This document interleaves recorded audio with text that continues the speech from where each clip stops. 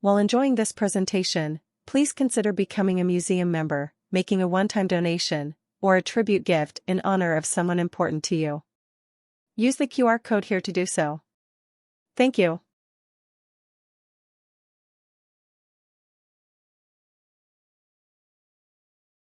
Hello. Oh, good. Okay. Hi, everyone. So we are starting promptly at 6. So I'm gonna explain what's going on because these poor women have no idea. We have left them in the dark on what's going on. So this is the third of these series that we've done. And the first one was Pete Seibert and Eric Brofus, and it was called Growing Up in Vail. And then the second one was called Before the Rule Committee Showed Up, and that was Paul Tessweed, Bill Hanlon, Rod Slifer, and J.C. Clark. And then, of course, it's March. It is Women's History Month. And so Elaine and I were like, we are going to do the Women of Vail in the month of March. So here's where we are in honor of celebrating our 60th anniversary for Vail. And of course, and I think, did we have these guys all? We might, okay, good. So we've got them all lined up. And so we're going to have them kind of like Elaine Kelton, as we all know, and Carolyn Pope wrote this incredible book called The Women of Vail. It's one of my favorite Vail books that we use. And quickly, let me go back a couple steps. My name is Jennifer Mason, and I'm the executive director of the Colorado Snow Sports Museum. So thank you all for being here. And this is called our Through the Lens educational series. And we do have 3 sponsors.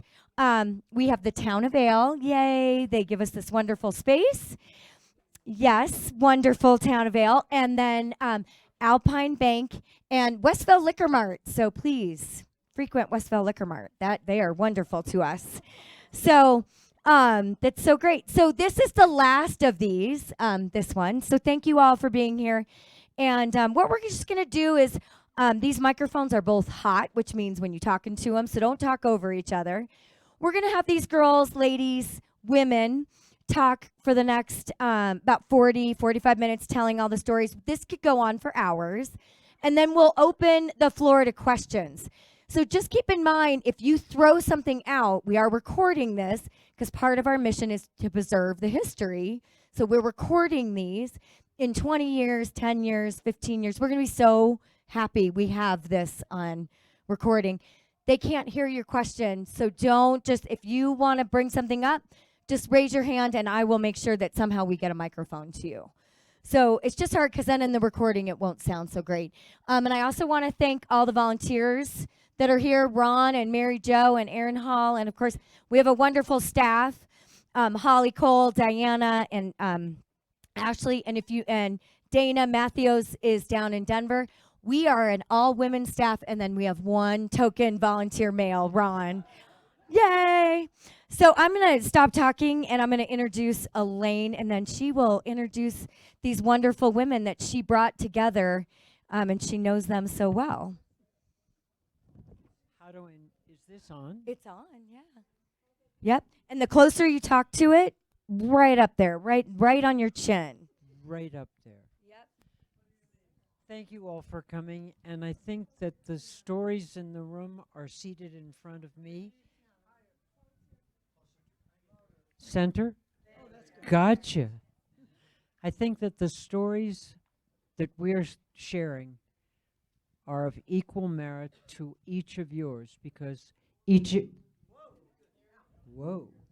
you, now we've got a different resonance. We'll get deeper. Thank you for being here this evening. AK, thanks for getting here. Matt Morgan's over there and he was looking for you. Bill Jensen's in the front row. Do you want to come up? The Women of Vail was a dream to tell the women's story because the men's story had been so well written and printed. 147 different women shared their stories. It's a lot of estrogen. But That is what builds the village.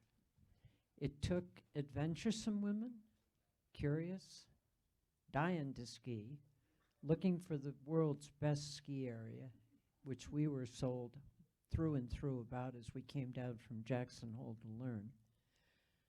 1962 to 1970 was the period we took because in 1970 Lions Head opened, and it changed the energy of a single village into two different communities of very different descriptions and very different realities. But the early women basically made a difference in the fact that in 1962-3, as Betty Friedan wrote about the glass ceiling that existed in the US and worldwide, there was no glass ceiling here. No one told Scheiko or Renee Gorsuch or Baden Whiteford that they couldn't run businesses. It was a question of looking at a village that was beginning to coalesce. Vail had allowed the town and worked with the town of Vail. Vail Associates needed to put their money into surviving and creating a village. But we needed a village that had an infrastructure. We needed a tax base.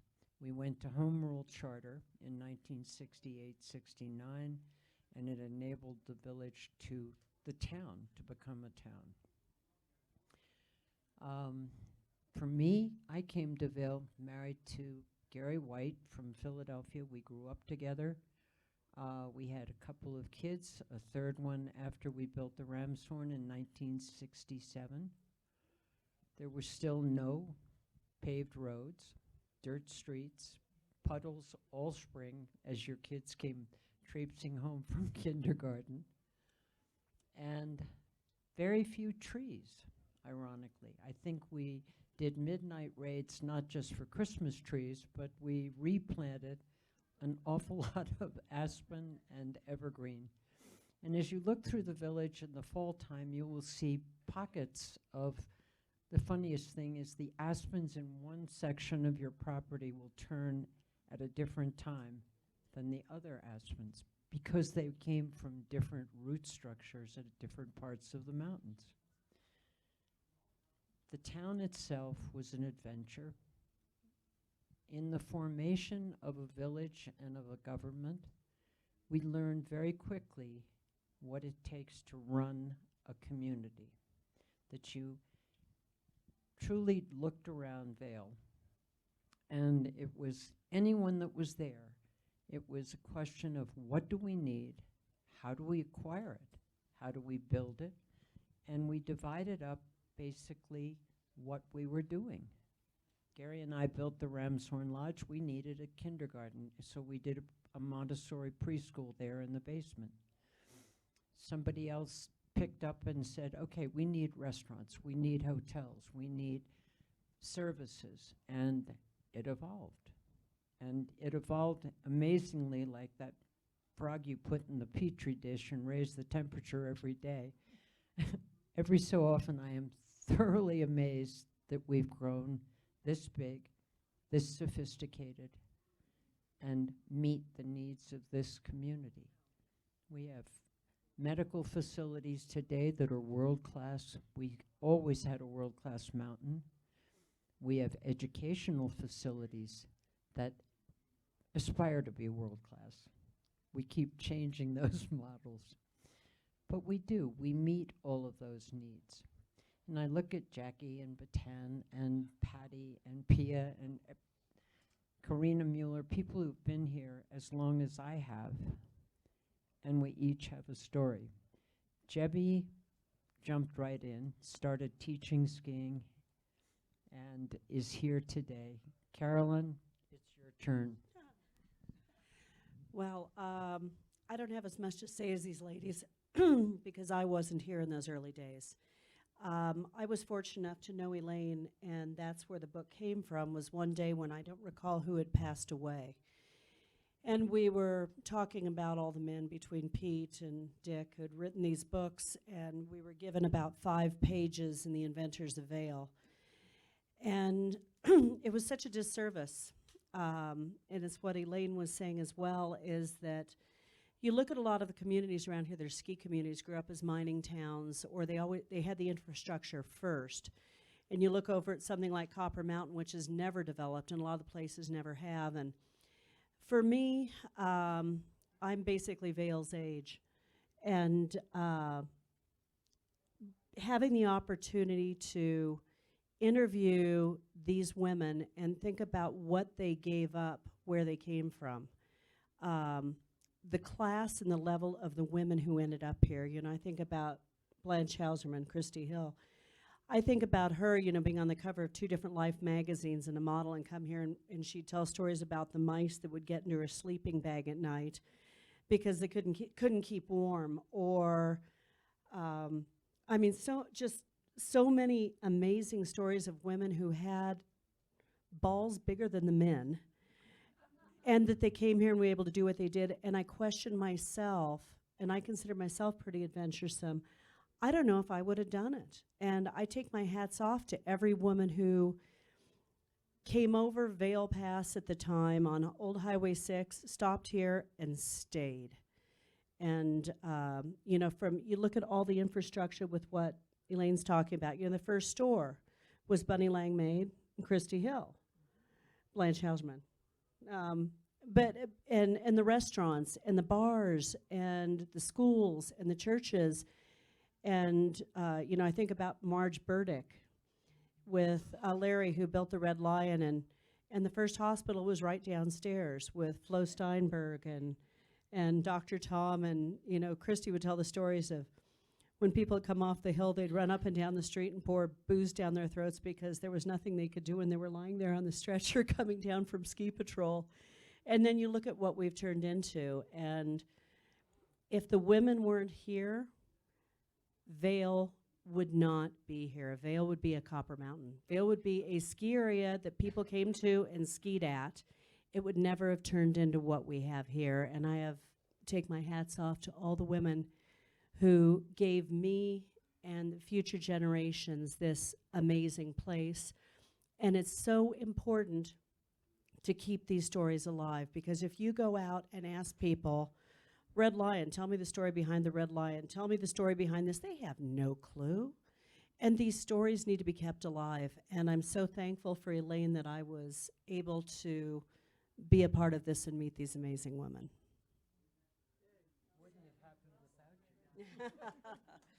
Yes.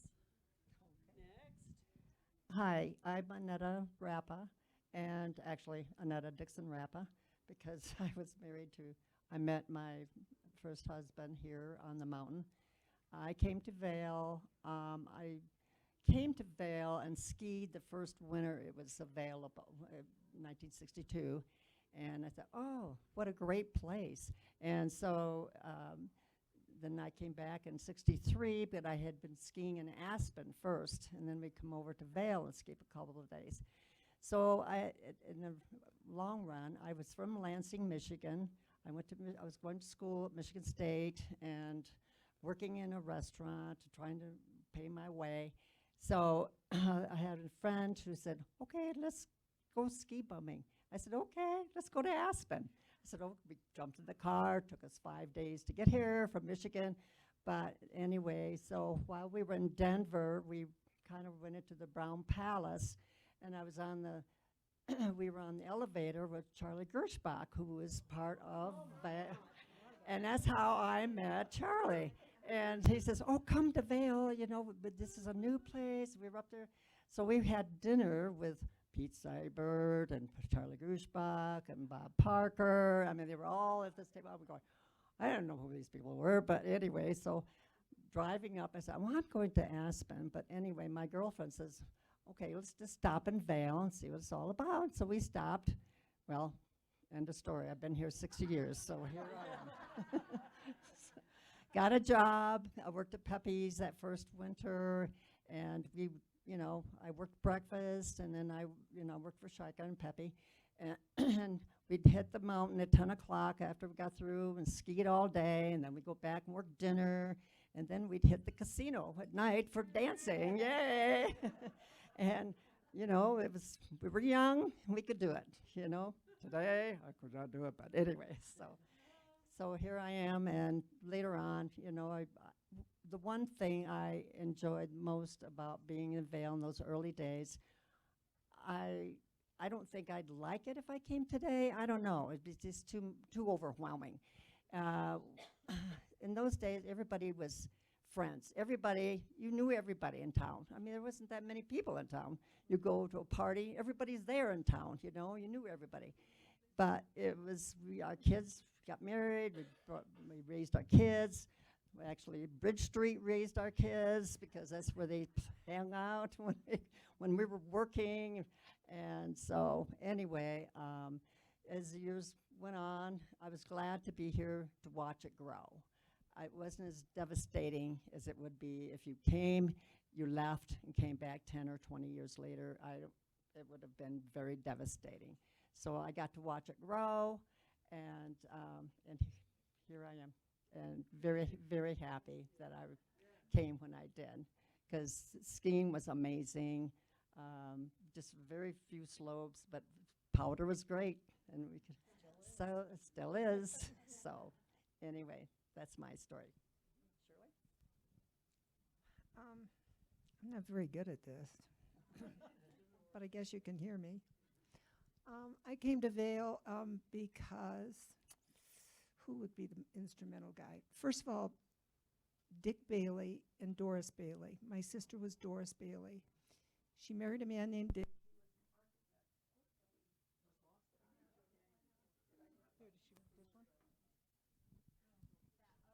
Which one?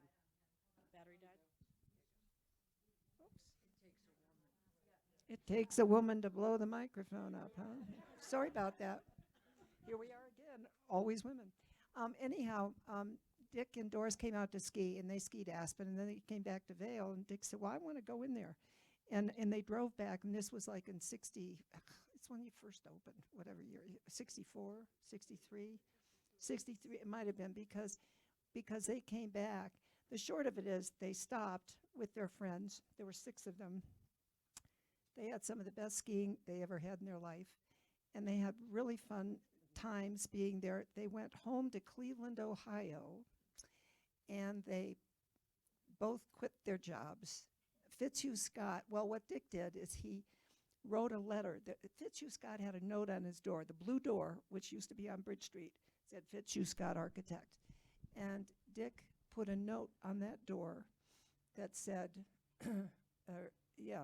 Fitzhugh Scott put a note on the door that said, if anybody's interested in being an architect, I'd love to talk to you. And Fitzhugh Scott was from Wisconsin.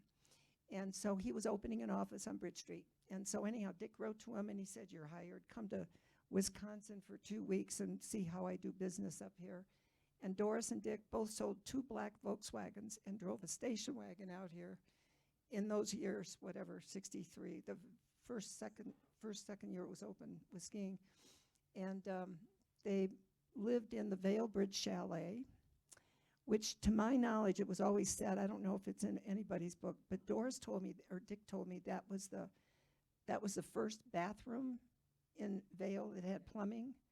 That was the only toilet in Vail when they were building the lodge at Vail. That little toilet in Bridge Street Chalet was the first. And the first shower, the first everything that had public stuff working like we know today. So anyhow, they lived in that building until they had something else going on. But that was why I came to visit, stayed with them, and never left. So that's how that sort of happened. There's so many funny stories I couldn't even begin to tell. But one of my favorites, I'm just going to tell you so we don't go on all night. But one of my favorites was, we had a bar right next to the covered bridge called the Gallery. And the Gallery was put together by Dean Knox and his wife Precious. And I don't know if Precious was ever out here. You girls would probably remember if she didn't like it. That was how that worked, I guess. I couldn't, because I never met her at that point. And so she wasn't ready for that. But the Gallery had 1 or 2 pool tables. 1 or 2 pool tables. Do you remember 1 or 2? I was always in one, so I can't remember. That's why, it was great.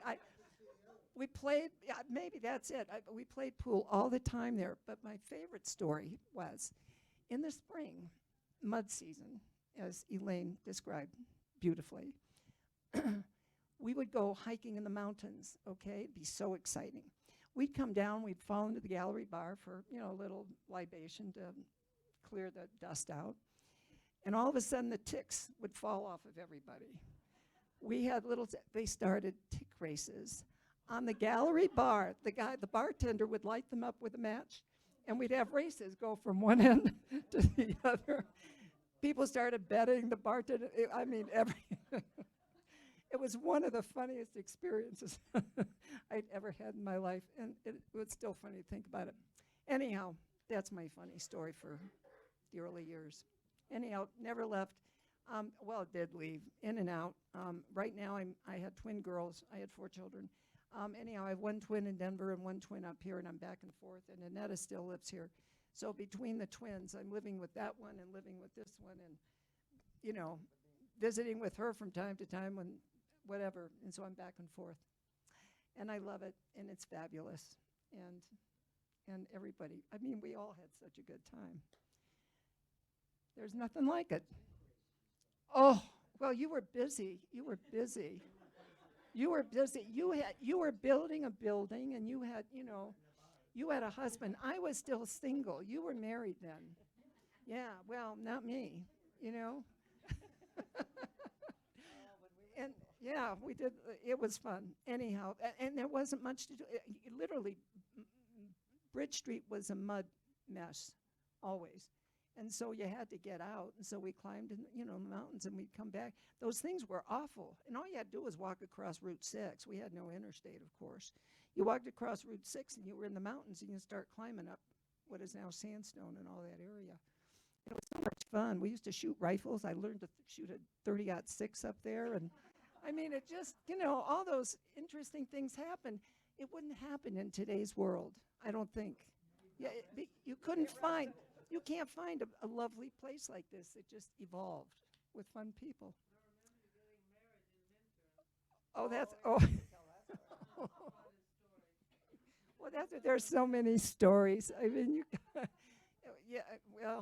I wore my sister's wedding gown, which is a big white, full-blown gown, and we sent my husband-to-be to Glenwood Springs to get the flowers. And Glenwood, again, is just Route 6. Oh, I have to get it. Okay, so Glenwood Springs was through Glenwood Canyon, but we didn't have a lot of traffic then. It was all two-way It was all two-way traffic. That's all we had. And so we sent him to get the flowers because nobody could do flowers up here. So he didn't come. Anyhow, I'm at the church. I'm ready, and my parents are there, family's there, people are everywhere.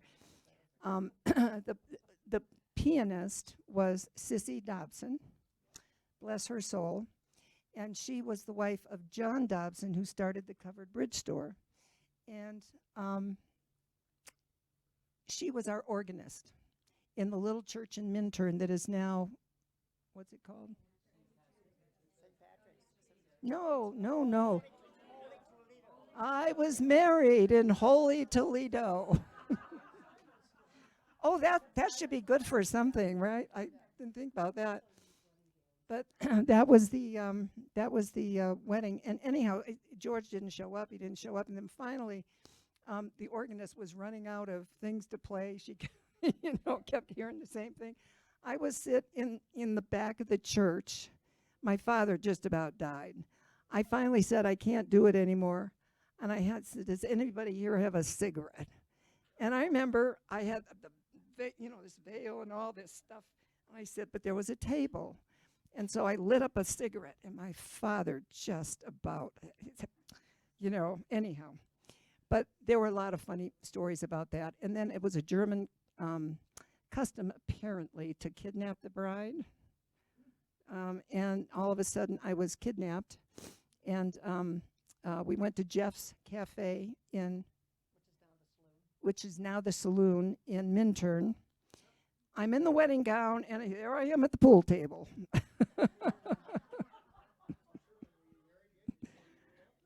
Oh, George did show up. I didn't finish the story. He did show up. He did show up, and that all worked perfectly. But the other funny thing is Don Symington married us. We were his first wedding when he had come to town, and he married us. And I'll never forget. I giggled at the altar when I got up there, and we were, taking whatever vows we were taking. I looked down, and he had his marvelous white gown on and his cowboy boots. And that just struck me so funny, and people thought I was, but I wasn't used to cowboy boots as much. Oh, is that it? I'm so sorry. I'm not very good at this. But anyhow, there were a lot of fun things. Anyhow, we went down to Jeff's saloon, and he had to come find me, and he found me, and somehow didn't find me till Vail. Oh, and then they handcuffed my husband to the bar stool from Donovan's. And so he couldn't leave Donovan's because he was handcuffed to the bar stool. And the reception was at the Red Lion because Marge and Larry were sort of our, local parents in a way, because we were working there. And, waiting for George. But then finally he came out with the bar stool attached. They threw away the key. I mean, it just went on and on and on. But anyhow, it was a lot of fun years, crazy years, small enough for a lot of people to get to know each other, really well. And the other thing that was nice, my apartment in Vail, I lived with 4 girls before I was married, and it was over the original liquor store, which is, I don't know what it is now. Patagonia. Yeah, Patagonia. That was originally a liquor store. Next to it was a deli. So that was the morning drop off. And that liquor store had a big balcony over it, plus a 2-bedroom apartment. Oh, you're laughing, I know. Yeah, well, there were a lot of parties up there. But anyhow, there was she's next. But the dogs would always, when the ski patrol went up the mountain, the dogs would sort of come and hang out on our balcony and wait for the guys to come back down the mountain at night. The ski patrol, were up there in the dark of the night, and they'd come down late in the day, but then they'd always fall into Donovan's. So the dogs were still there, until they were able to take them home. So we had the dogs up there, but something else about that apartment, I can't remember.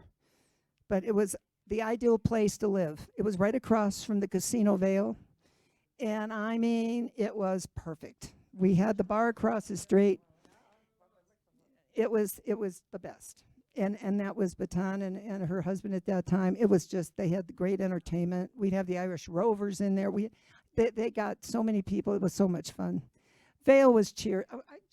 You guys are just great. And I'm not very good at this, but anyhow, thank you for inviting me and sharing my story. Okay, I've got to pass it on.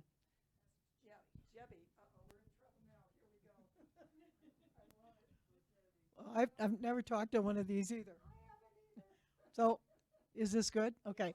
The first trip I ever made to Vail was with B.J. Britton, Paul Chestweed, J.C. Clark, and a few others that were ski patrolmen in Breckenridge. And they were coming over here to meet with Pete Seibert.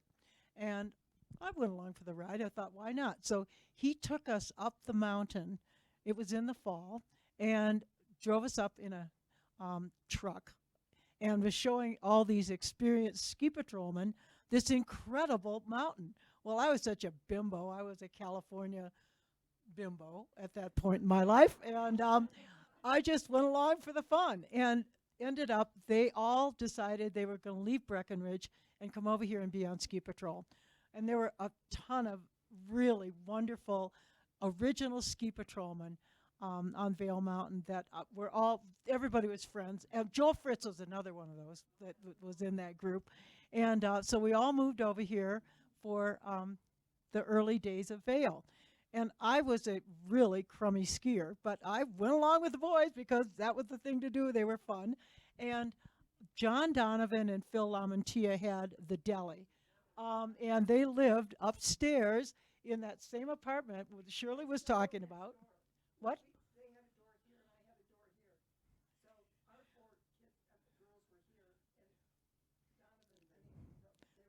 Yeah, well, I got to live on the boys' side, and they had bunk beds. And we had large dogs in that apartment.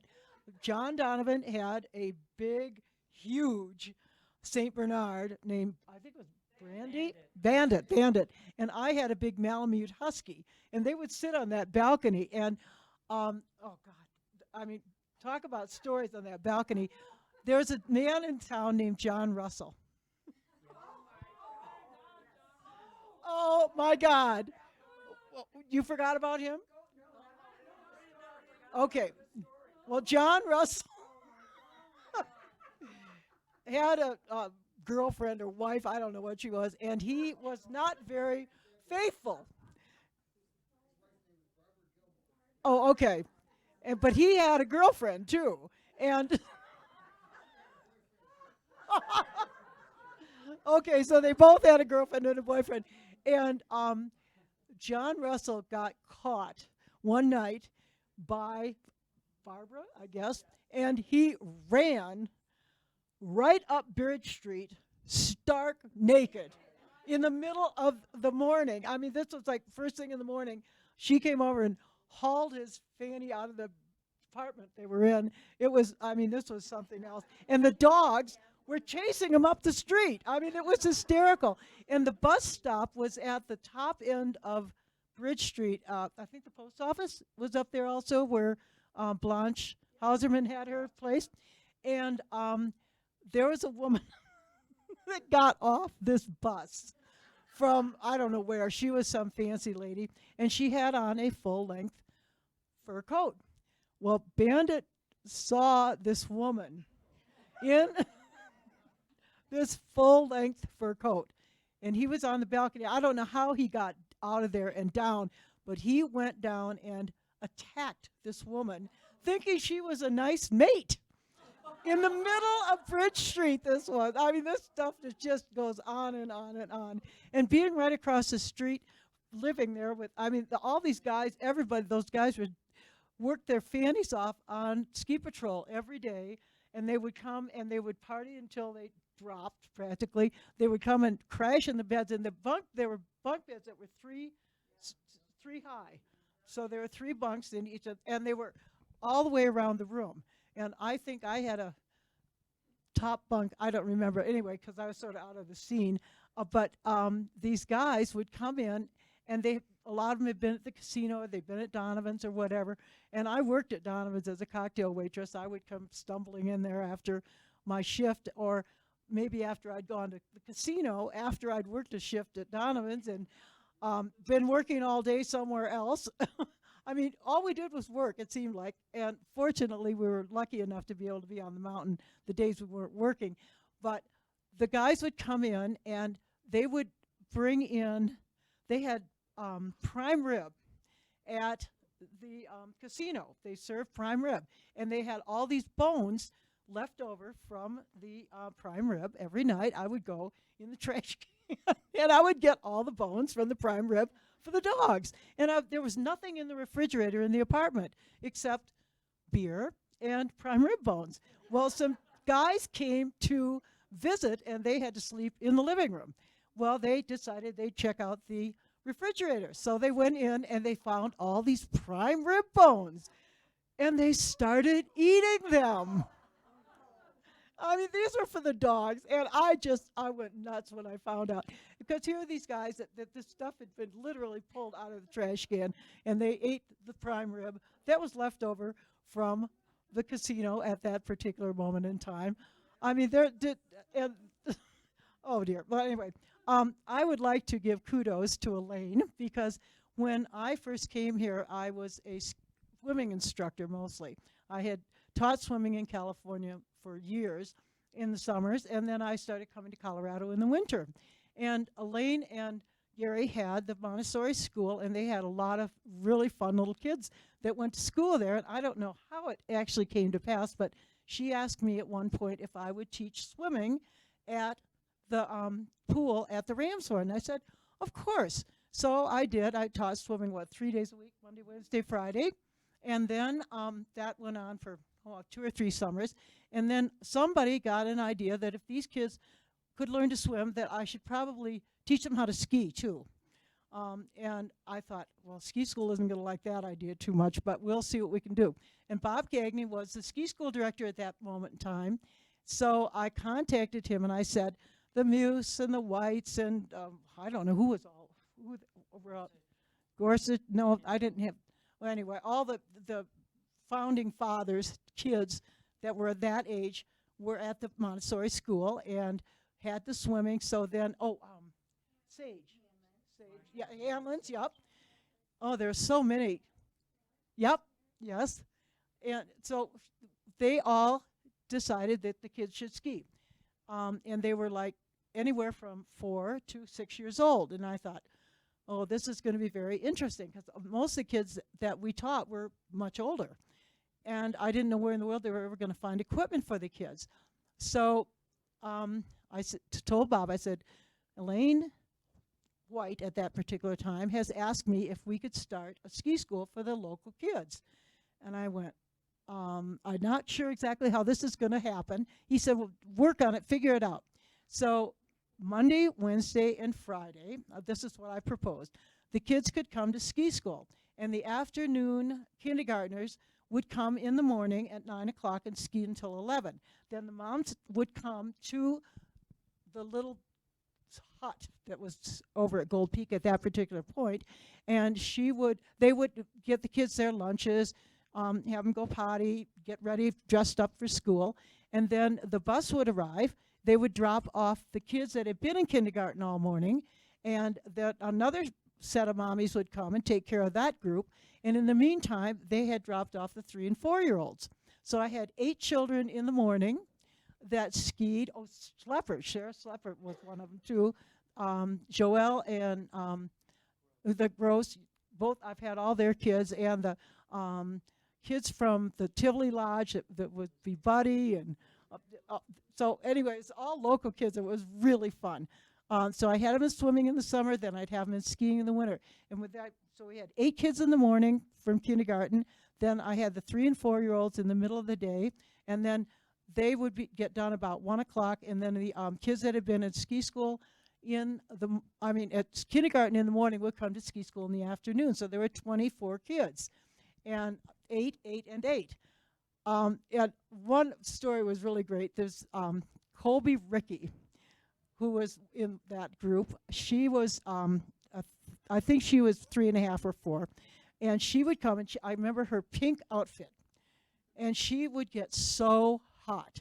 So she would start pulling her clothes off, just mittens first, then her hat, and pulling all her clothes off. She would get down to her long underwear. Then we'd have to start dressing her back up. And then she was so exhausted, she would just lie down on the ground and go to sleep. She never had a ski lesson.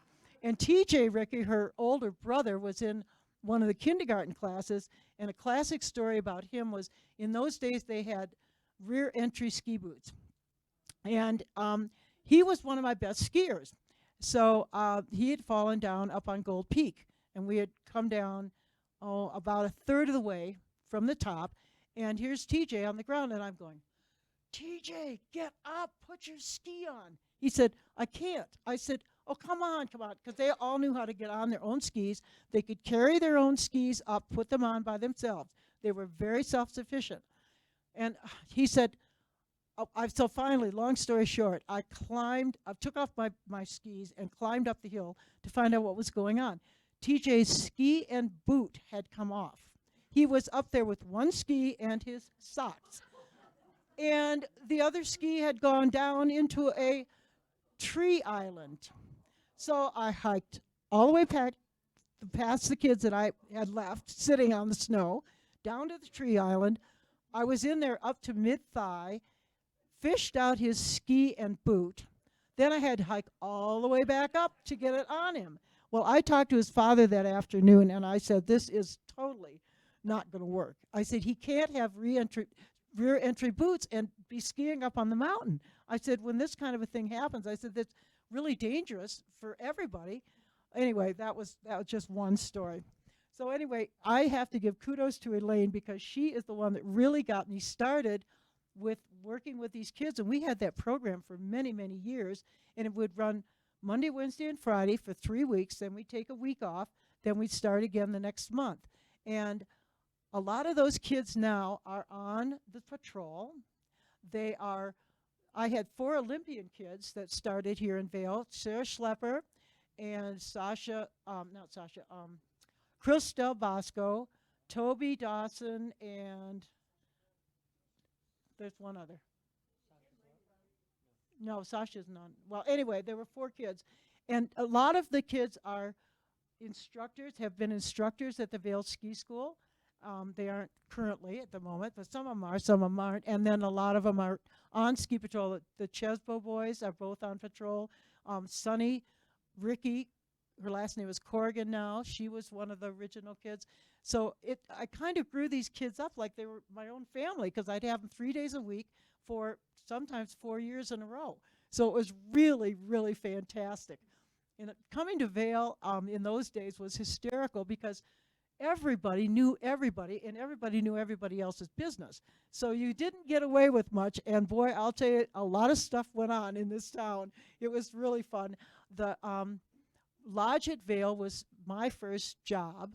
I worked there as a cocktail waitress in the Golden Ski, and we had to wear black stretch pants was our uniform.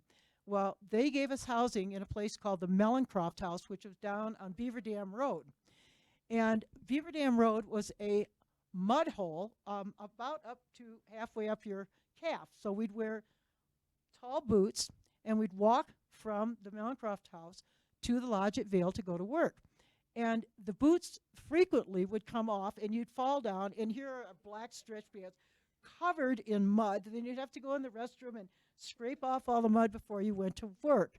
And in the daytime, we didn't ski every single day in the springtime because it just got too hot. So the Mellencroft House had a wonderful sloping roof that went almost down to 6 or 8 feet over the carport.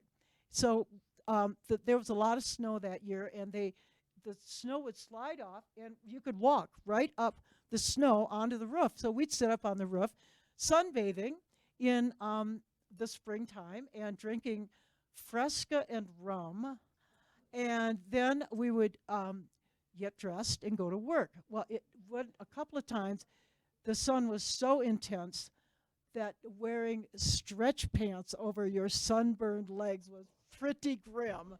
And and you'd be so hot in that little, it was an enclosed room. There were no windows. The Golden Ski was just like a square room with no windows and a bar, and that was it. And they had dancing in there. It was quite the scene. And oh Lord, there are so many other stories. I can remember living one summer down on Beaver Dam Road. I can't remember whose house it was, but there's a little pond down there, and I had a 135-pound Malamute Husky.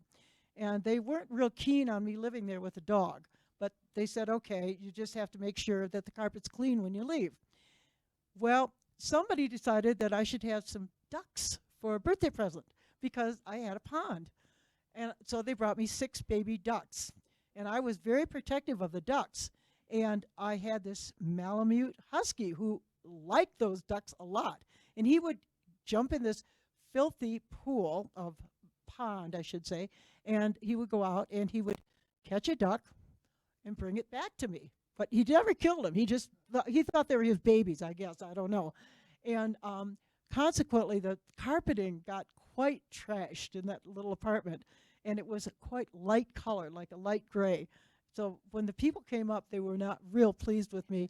But that was a wonderful place to live because you could walk everywhere. And I remember when we first were living here, we had Claire Elliott was our single policeman. We called him Claire the Rent-A-Cop. And Claire was wonderful. If you got really drunk, you could call Claire and say, I need a ride home. And he would get you in his, well, it wasn't a cop car, it was just a car, and he would take you home that evening. So you didn't have to get arrested for driving drunk. And it was just so different because everybody helped everybody, and everybody was there for you if you had a problem. And one day I loaned my car to a young man who needed to go pick up his girlfriend somewhere, I don't know, bus station or train station, and he brought my car back, and he had hit quite a large rock and cracked the A-frame on the front tire, the passenger side, so it was wiggling like this. Well, I had kind of gotten a little bit upset about this because there was no place to get anything fixed in those days. And I thought, how am I ever going to drive this car anywhere to get it fixed because it's in such bad shape? And I was talking to Paul Chestweed at that particular moment and telling him this story. And the guy, this was at the deli, John Donovan and Phil Lamantia's deli. And this guy came in, and I said, you know, I think I'm going to have you take care of getting this paid for. And the guy said, I don't think so. I said, you borrowed my car, and I gave it to you to drive down and come back, not wreck the car for me so I can't even drive it. And the guy started really getting very rude. Well, Paul Chestweed stood up, and he's a big boy, and he said, I think, young man, that you will take care of this. And he scared, Paul just absolutely scared the holy living you-know-what out of this guy, and he did actually end up paying for it. I think it had to end up going to Glenwood Springs. As I don't even remember how they got the car down there at that point. And that was quite the scene because there was nothing. I mean, we barely had a gas station in Minturn, I think, wasn't it? Kenny's up where Oh, the that's right, Jebbie that's right, that's right. gym was. Oh, that. Yep. Yep, I forgot the name. Yeah, the roundabout. But anyway, so there are many, many, many stories. And another time, I had gotten a new tent when I was living on Beaver Dam Road, and I thought, well, it'd be really fun to stay overnight in the tent tonight, right down there by the pond. So I went down around on the other side of the pond, pitched my tent, took the dog in there with me for the overnight, and so the next morning I woke up and there was somebody outside, and this was like not even dawn, and they're going, this is your local constable. What are you doing? This is private property. I said, oh, I was just testing out my tent. I live right there. He said, right where? I said, right over there in that house. And I said, and then the dog decided to take a little look out the window, and he went out there, and I said, and I have my dog here who's guarding me overnight, and these are just things that happen. And here I was, right in the town of Vail on Beaver Dam Road in somebody's yard, but I was living there, so I guess he couldn't get too worried about that. I mean, just little things like that. One year, I was working for Greta Parks at the Gondola Ski Shop, and the place where I was living, I don't remember what happened, but I couldn't get in there that night. And so I thought, well, I'll just pull up here, I guess on the Mill Creek Circle, which is kind of right behind where the Gondola Ski Shop was, and I'll just sleep in my car because I have my dog with me. And so the dog was in the back seat, and I was in the front seat sleeping. And the local constable at that particular time came and said, rapped on the window and said, what are you doing? I said, well, I couldn't get in my apartment because it was locked and nobody answered the door, and I don't know if anybody's even home. So I just thought I'd stay here because I work right there in the Gondola Ski Shop, and I can get there first thing in the morning. He said, well, you know, this is not very wise of you to be sleeping in your car in the middle of winter, overnight.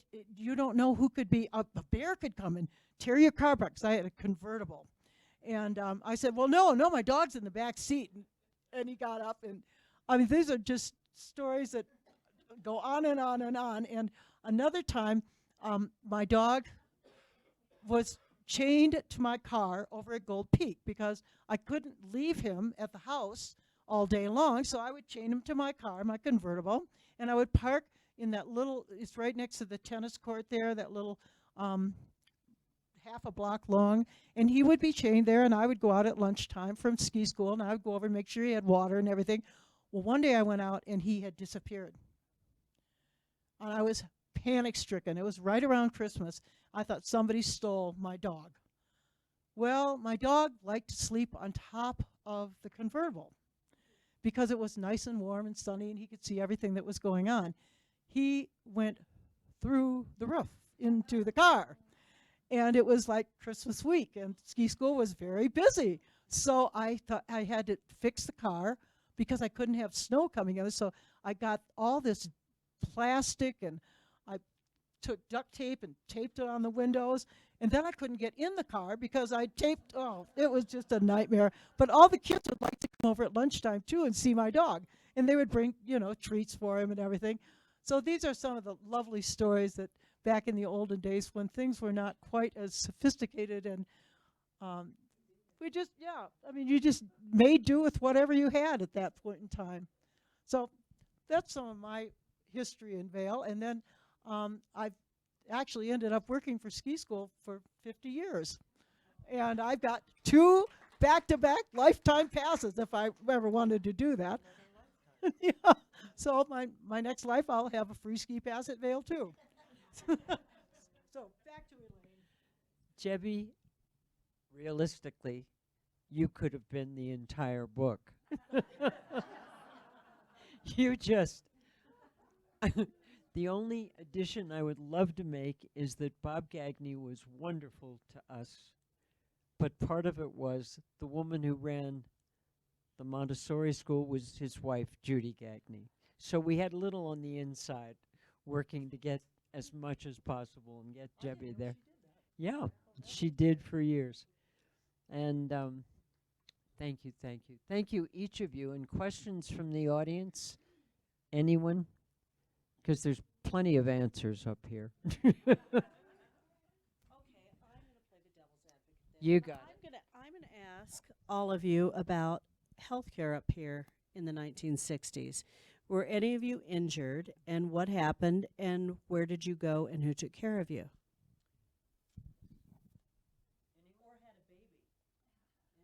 If you had a baby, you went to Glenwood, or we delivered in Denver, and you hoped to God the pass was open. If someone needed an ambulance, I think we had a hearse. Yes, we did. And the hearse was driven to Denver with the ambulance filled. It was pretty basic, and it was actually very good. We would have an intern every winter from medical school in Denver. And I don't know what the qualifications today of an intern is, but I'm not sure they're practicing medicine. But that's how we dealt with it. We did cocoa and cognac, as Jebbie alluded to, outside of the Red Lion. That was what sedated someone because they weren't allowed to carry morphine. Any of the drugs that we use today to bring you down off a hill, if you've got a compound fracture or if you've got a dislocation or whatever, it worked. And the interns we had were phenomenal guys. Most of them did get their medical degrees. But they sure took care of all of us very, very well outside of the Red Lion, or sometimes inside, right as you went into the kitchen. Tom Steinberg was, I think, the second doctor, and for the life of me, who was the first? Garrick, right. And love it. We had nothing here in Vail, but we had a show at the Casino Vail called the Highlights of Broadway. Highlights, am I on the thing? Yeah. Highlights of Broadway, a Bill McHale show from Denver that came up, and it was a spectacular show. And we had the star was a young girl called Pam Zaret. She was beautiful and so on, but she developed a problem with her throat. So she had to go and see Dr. Garrett at the end of the Red Lion there. Well, the two of them, what? His name was Dr. Garrick. He was the only one here. It was before Tom Steinberg came, and he went to treat her, and the two of them fall in love. She's the star of the big show, and he leaves because to go with her, leave with her.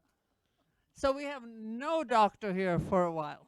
And anyway, That was the story of the very first doctor here at the back of the Red Lion Inn. Yeah. Yeah. And then I think this is what I read in the book of Women of Vail, that John Murkison had broke a leg or something like that, and that's how he decided to get Tom Steinberg to come here. Because most of the people from Mexico that were coming here in the very early days, they were going to Aspen because we had no doctors, no hospital, there was nothing here. But then after Tom Steinberg came, even though that was very small by comparison, they started coming to Vail in the early 60s. Yeah, but that was, I love the story about Pam Sarah. She was the most beautiful actress, and Bill McHale was a big showman in Denver, but we were able to bring him to Casino Vail and had this great show called The Highlights of Broadway. Yeah. I have a quick question. So the chapel was built 10 years after Vail existed. And we always talk about on the tour that people would go to church services in the casino. What was that like? We were like, it must have smelled. Oh, yeah. What do you want me to say about Well, we're just, we talk about it, but, we talk about it on our tour, and then I always talk about that's part of what makes Vail so wonderful is that then they built one church. They built one chapel instead of multiple, and that everybody shared and that, and it's such a beautiful, that was later. But we just always say that I was like, can you imagine what it smelled like on Sunday morning after a Saturday night? Yes, here she is.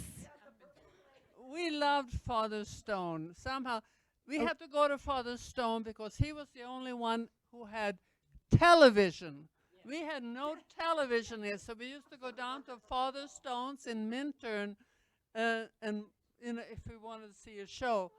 But so Bill offered him to have Mass at Casino Vail early Sunday morning after we had a wild night at the Casino Vail the night before.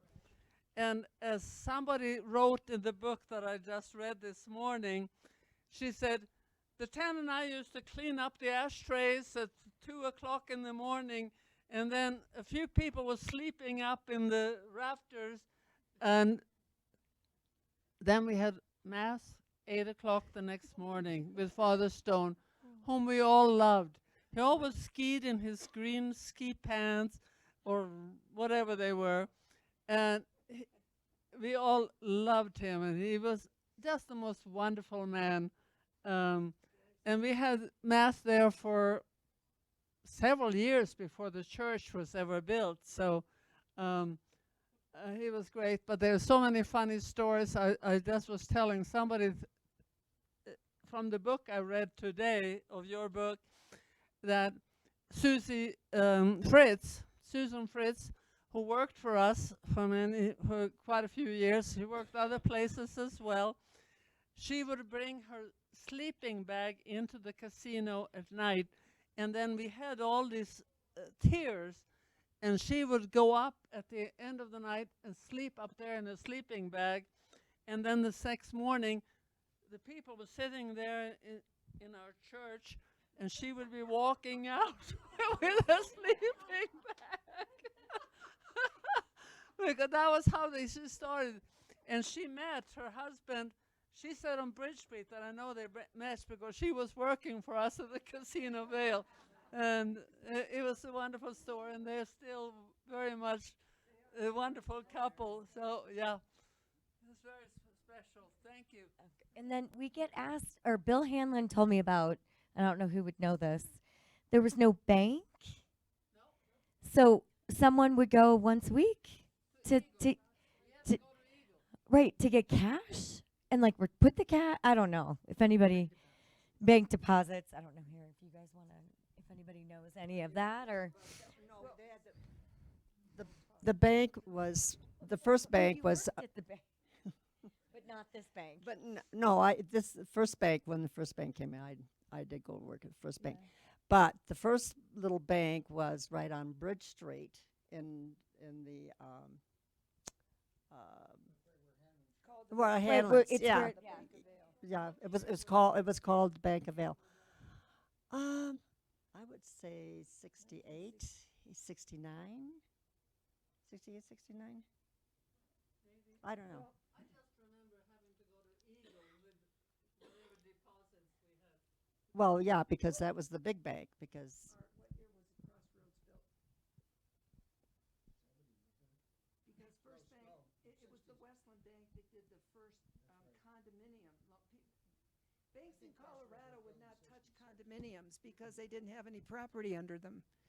And it was the Westland Bank in Denver that said, we're going to do a condominium. And they financed the Crossroads. Yeah, yeah. So that would have been like 60. So Art Kelton said it was 66. That's it. I bet it's perfect. It's perfect. Didn't Wall Street get its name because Yes. the bank was in Bill? Yes. Right. And that was the bank right on the corner. And then that's what turned into the Emporium. And the Emporium always used as a closet the safe because they couldn't remove the safe. They tried. Yes. So that, And they couldn't remove the door. So they could never lock it, the back door. They also kept the first bank sign. They just crossed it out and put their name up there. Yes, yes, yes, yeah. Yeah. So the vault of the Emporium is where all the stuff is stored. Still. Yeah, and you can still see, I think you can still see. Did they ever remove anything with the door? Probably. You can still see the old vault. It's fun. Yeah. Oh, it was terrific. And then what was school like? Like getting the kids, like where did they go to school? Pete and Eric kind of talked about it, but not really. What was school like? Yeah, like where did the kids go to school? Like how did that work? Meadow.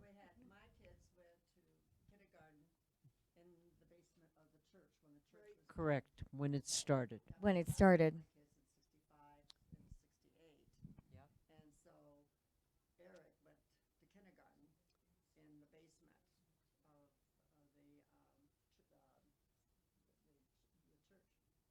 Yeah. So, And from there they went to Minturn. over the top of the clinic. Yep. Yep. And then we had church over there. The fire station too somewhere? No, it was the top of the original clinic, hospital clinic. Because that's where he went for first and second grade Correct. before Sandstone was built and before Minturn and all of that. Well, ours went to Minturn very early on. Right. Mine didn't go to Minturn. And Mountain School started out as a workbook system. Mountain School started out as a workbook system in the Kindle's house. That's right. Nancy and Ted Kindle, who owned the Christiania. And as it grew, because I think they probably started, my kids were younger than that, but I think they probably had 8 or 10 kids. The Hoyt children all went, because they were a little older, they went to Denver and they would live with Higbees or Calkinses during the weekdays and go to school there. The opening party of the Casino Vail, it was a benefit for the Vail Mountain School. There were 6 students. That was the benefit. The opening party of Casino Vail. It was also to provide a place to go and have fun. The night Gary and I drove into Vail was a dark night. It was just about Halloween, and it was the benefit for the mountain school, and it was a game dinner, but it was being held at the lodge, and you couldn't see the lodge from Route 6. It was so far back up against the mountain. We stopped at the VBI, we asked where it was, and they pointed, and there is really no road to speak of back there. So we drove back, and we went, and it was a game dinner. Everybody brought what they had shot during hunting season, and that's how you did a benefit dinner. And I don't think they charged $500 or $1,000. per head in those days. But it was, yeah, I mean, when Jebbie says that you looked around and you made use of anything you had available, um, the amount of imagination that went into creating a party was wonderful. And it was kind of the sort of thing you did at Halloween today, you did weekly then. And you did invite everybody. Maybe they couldn't come, but the town was very small. And if you had 30, 40 people, you had most of the adult population that had somebody who could watch the kids and come out, and it was a very easy time. I think we've overstayed our welcome, but please. Casino Vail? Good question. Where was the casino? We know, but not everybody Pretend. who's going to watch this will know. Across the street from Pepe's, diagonally across the street from Gorsuch, and across the street from the Golden Bear. That was the casino building.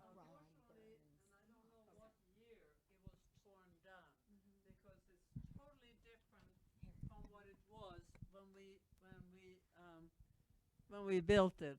And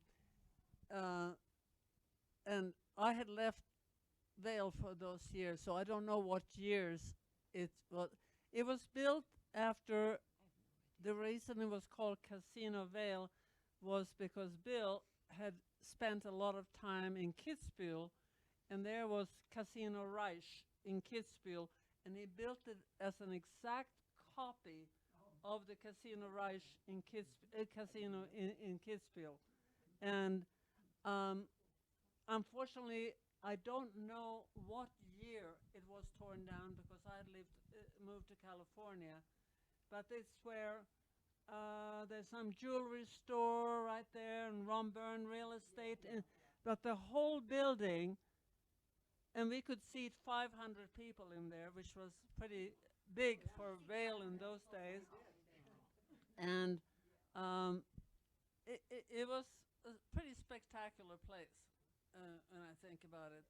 And then we had a walk-in bar on the main street, which was called the Cornuti Bar, which most people had no idea what it meant. It meant that you've been cuckolded, because the only bird that lays his eggs in somebody else's nest is the cuckoo bird. And Bill had a friend called, you remember, Antonio Guadagni, Tony Gaines? Yeah. They came up with the name, the Cornuti Bar. And most people had no idea what the hell it meant. But it was somebody who had been cuckolded, really. And they had this Scopitone machine, which I read about in one of the things. You remember the Scopitone machine? Which was something totally new. You put a quarter in the machine, and a TV screen came up, and the artist would be singing and playing, like Paul Anka and the bullfights. And Polka Dot Bikini was always. Oh yeah, Polka Dot Bikini Girls, all those things. And so that was a big thing, and that was sort of a bar right off the street, and then of course upstairs was the big nightclub. But unfortunately, I think Vail would love to have a place like that today. Yes. When we have now established ourselves, we didn't know if it was going to be feast or famine. You know, sometimes it would be 20 people, the next day it would be 500, so you never know. But it was a great time. Well, in the early days, there was no TV. No? We had no TV, no newspaper, nothing. Right. So we didn't know what was going on in the world, and we really didn't care. Some things haven't changed. Right. Thank you. I think probably. Upside down tree climbing contest. Oh, yes. Famous. That started with. Am I on the line? Yeah. You are, yes. That started when Paul Testweed came in one night, totally smashed, and we had this enormous big Christmas tree, all decorated, and it was wonderful.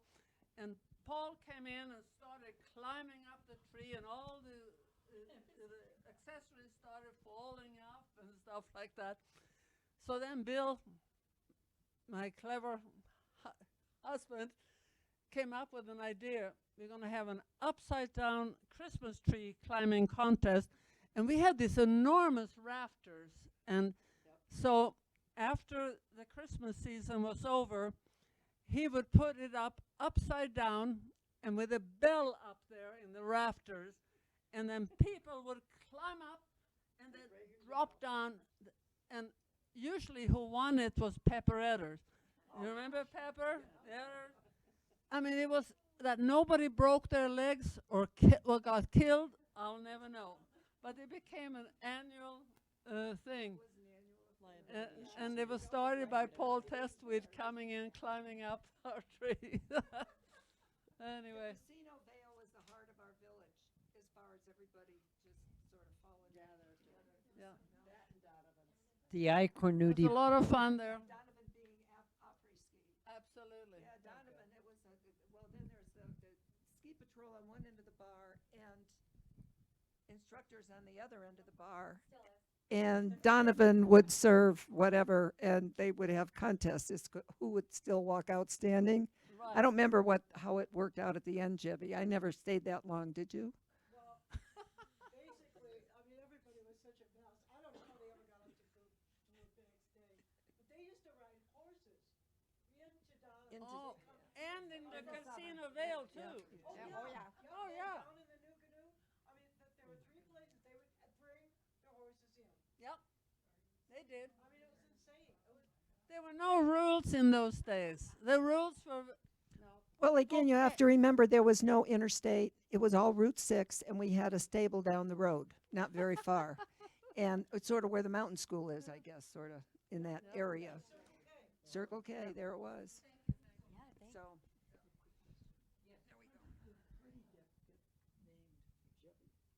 How did Jebbie get the deck named Jebbie's Deck under chair 2?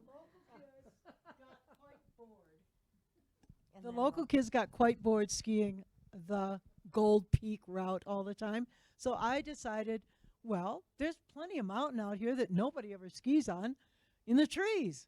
So we used to go adventure skiing. And we would ski in wherever. We didn't care. We would go up to where Gold Peak now has that park, the snowboard park up there. Well, that used to be all trees. We had there were teepees up there and stuff, and we had adventure trails all through there. Peter Sharowski was kind of in charge of that whole area, and they had a hot chocolate teepee. You could go in, and the kids could have hot chocolate. And then there was another one where they had guys dressed up in like Indian outfits, and they had sometimes they would dress up in animal outfits, and they would tell stories to the kids. It was really fun. They loved it. And that whole area was little secret trails. Then we had secret trails up by where Chair 14 is now. And then when you come out and you'd end up on North Woods. And then we had other trails. Oh, this was really interesting. This was when we had grown to, the program had 3 instructors at this point because there were so many kids that wanted to ski in this program. And one day, Susan Bristol and myself were taking some kids down Avanti, and I thought, well, let's check out this area over here on the left-hand side. So I led, and Susan was at the back, and we were going along, and everything was fine, and then it dropped off. And I had 8 kids behind me, and I went, oh, my God, what am I going to do now? So I went down this little whoop-de-doo, and I said, oh, we've got a neat little jump here.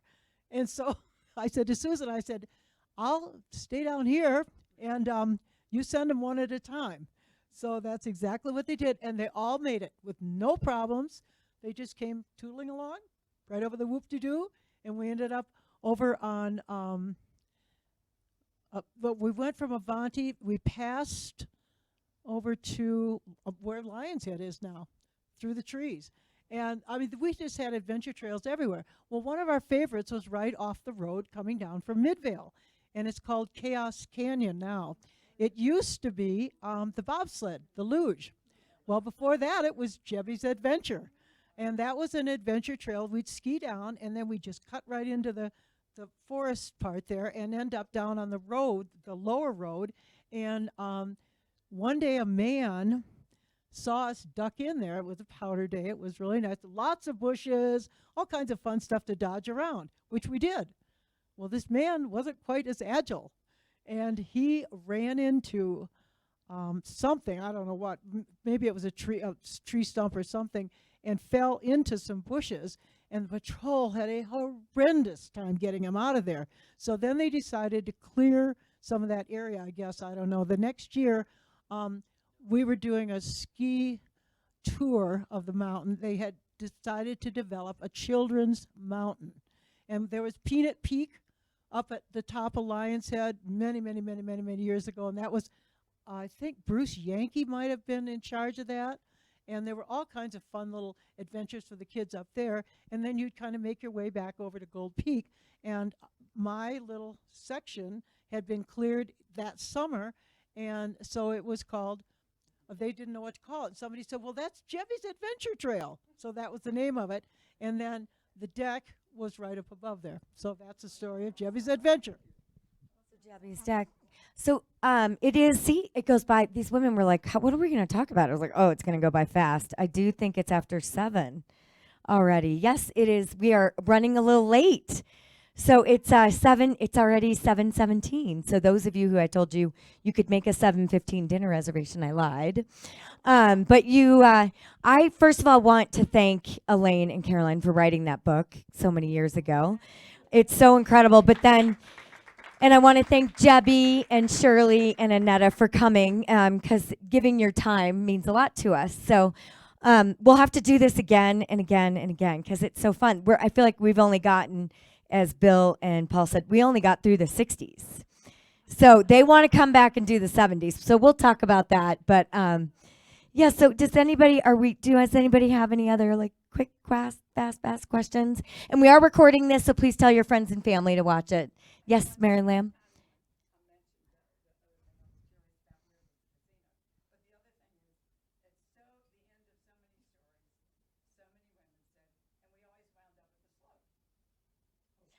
Oh, they're talking about the slope. That's another. Is that another whole like hour? That was Yeah. to be continued.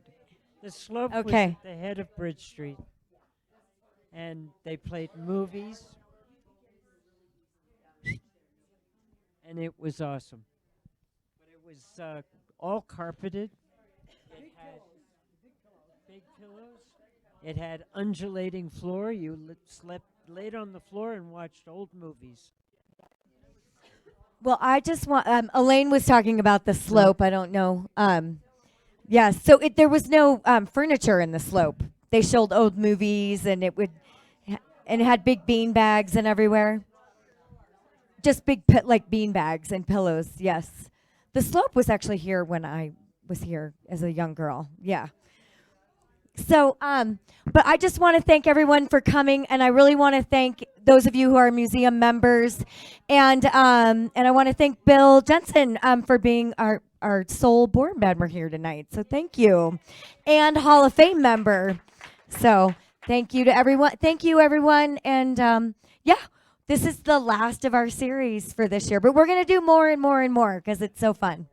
So, and thank you to Sarah. Sarah's been here Sarah, do you feel like you work here? Yeah, yes, it would be. So thank you all for coming. And we are recording these. So I do think, again, because part of our mission is to preserve the history. So we are preserving these. So thank you all. And we'll do it again. We'll do it again for sure. So thank you. And happy birthday, Vail.